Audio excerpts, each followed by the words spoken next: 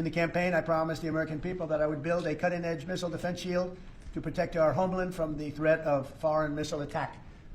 And that's what we're doing. Today, I'm pleased to announce that we have officially selected an architecture for this state-of-the-art system that will deploy next-generation technologies across the land, sea, and space, including space-based sensors and interceptors.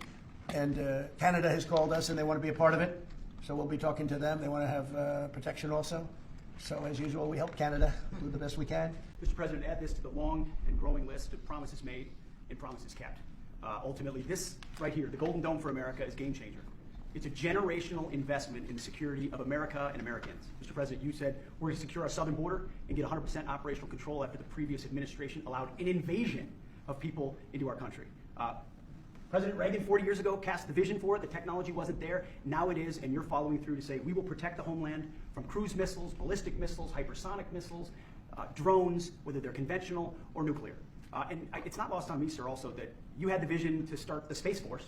And here we are, when the others said we didn't need it, here we are in the Oval Office with one of the leaders of the Space Force, in General Gutlein, leading the charge on putting in place a game-changing Golden Dome for America. So, sir, it's an honor to be a part of this bold initiative. We're going to get to work on it. We have been since you signed that executive order on January 27th.